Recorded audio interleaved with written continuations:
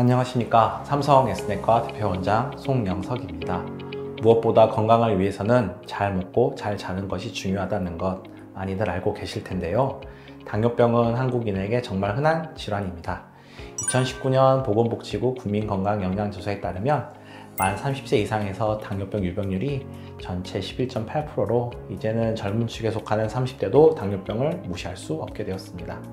당뇨병은 인슐린이 부족하거나 작용에 문제가 생겨서 혈당이 높은 상태일 때를 말합니다. 잘 관리하지 않으면 여러 합병증이 생길 수 있는 질환이라는 것은 모두들 이미 알고 계실 것 같습니다. 그런데 이 혈액속 포도당인 혈당 관리가 쉽지 않다고 느껴집니다. 일상생활에서 계속해서 철저히 당을 조절하며 세심히 신경을 써야 하고 운동과 식습관, 생활습관, 병원에서의 관리 등 관리할 것이 한두 가지가 아니기 때문입니다. 오늘은 당뇨병에 대해 좀 더 쉽게 확실히 알아보도록 하겠습니다. 정확하게 검사받기 위해서 당뇨의 원인 그리고 진단 기준이 되는 검사에 대해서도 알아보도록 하겠습니다. 우리가 섭취하는 음식물의 대부분은 몸속에 들어가면 포도당으로 분해됩니다. 이 포도당은 각 혈관으로 이동되어 세포 속으로 들어간 다음 우리가 일상생활 속에서 사용하는 에너지원으로 사용하게 됩니다. 이때 포도당을 세포 속으로 보내주는 문지기의 역할을 하는 호르몬이 있습니다. 바로 췌장에서 분비되는 호르몬인 인슐린입니다. 인슐린은 식사 후에 올라간 혈당을 낮추는 기능을 하게 됩니다. 그런데 췌장에서 인슐린이 분비되지 못하는 경우 또는 세포가 인슐린에 반응하지 않는 경우가 생기면 어떻게 될까요? 인슐린 문제가 생기면 포도당이 세포 속으로 들어갈 수 없어 혈액 속에 남아있게 됩니다. 혈액 내의 포도당이 비정상적으로 높은 고혈당의 상태가 되겠죠. 이러한 상태를 당뇨병이라고 합니다. 그렇다면 당뇨병의 원인을 크게 두 가지로 볼 수 있겠네요. 하나, 췌장에서 인슐린이 분비되지 못해서 생기는 인슐린 부족과 둘, 세포가 인슐린에 반응하지 않는 우리 몸 세포의 인슐린 저항으로 말이죠. 성인 당뇨병과 소아 당뇨병의 원인에도 차이가 존재하는데요. 성인 당뇨병은 유전적인 체질과 함께 노화, 스트레스, 비만, 감염, 약물 남용 등 여러 가지 환경 인자가 작용할 때 발생합니다. 소아 당뇨병은 바이러스 등에 의해서 인슐린을 만드는 췌장의 베타세포가 파괴되어서 발생한다고 보고 있습니다. 무엇보다 당뇨병은 생활습관 질환이라 불릴 만큼 생활습관에 많은 영향을 받고 있습니다. 인슐린이 모자라면 혈당이 높아지고 식사량이 많으면 혈당이 올라갑니다. 운동량이 늘면 혈당이 내려가고 스트레스가 많으면 혈당은 올라갑니다.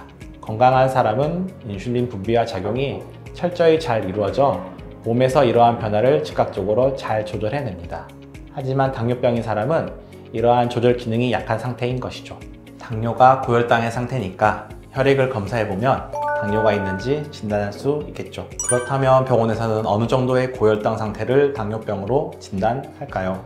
보통 건강한 사람의 몸속 혈당 수치는 언제나 일정하게 유지되며 당이 소변으로 배출되지 않습니다. 그러나 체내 혈당량이 일정 수치를 넘어 고혈당의 상태가 되면 소변을 통해서 당이 나올 수 있습니다. 건강검진 때 소변검사라 불리는 요당검사에서 이 당이 나오면 당뇨병의 가능성이 있으므로 정확한 진단을 위해 혈액검사를 하게 됩니다. 혈당검사, 표준포도당 부하검사, 당화혈소 검사로 말이죠. 혈당검사에서의 혈당치 당뇨 기준은 8시간 이상 공복일 경우 혈당치 126mg/dL 이상, 식후 2시간부터는 혈당치 200mg/dL 이상일 때 당뇨병으로 진단합니다.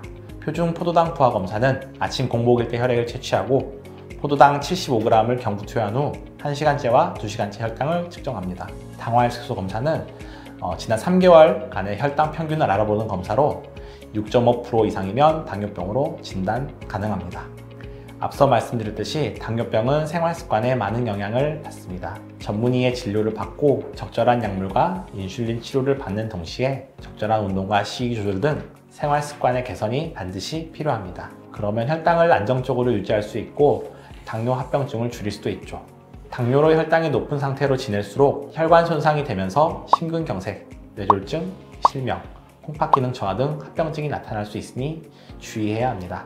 여기서 잠깐, 되도록 피해야 할 음식은 무엇일까요? 당 지수가 높은 음식이 되겠습니다.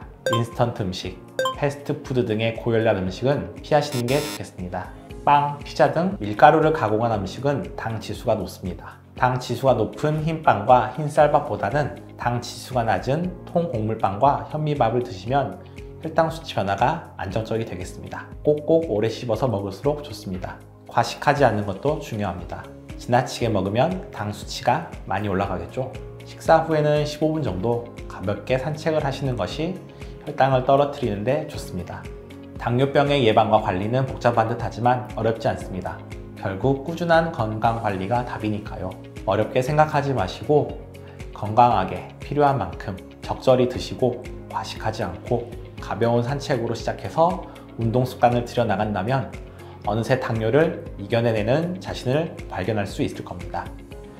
당뇨를 조심하며 오래오래 몸을 더 건강히 관리하는 방법으로 삼으시면 좋겠습니다. 물론 주기적인 진단과 검사를 병원에서 받으시면서 몸 관리를 하는 것도 중요하겠지요. 지금까지 삼성 S내과 대표원장 송영석이었습니다. 감사합니다.